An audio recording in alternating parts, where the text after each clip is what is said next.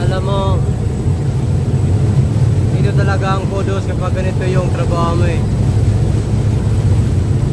Hindi lang clingy. Pag dumating sa ganitong panahon, bagat season at saka hayamihan, talagang mapapaisip ka na pagbaba mo, negosyo agad ang nasa isipan mo eh. Kaya pero kung medyo gipit, talagang babalik ka, pwersa ka kasi wala kang magagawa eh, nangalangan ka din. Pero yung iba naman wala kasi ang alam.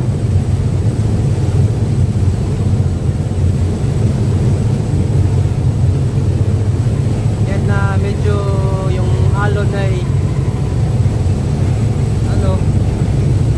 medyo susuka-suka ka na. Yan talaga, kailangan mong magtrabaho. Shoutout ka dyan sa mga nagsasabing ayaw yung ganitong trabaho. Kapag ganito yung trabaho, mapera ka na agad. Para lang malaman nyo, risky dito ganitong trabaho.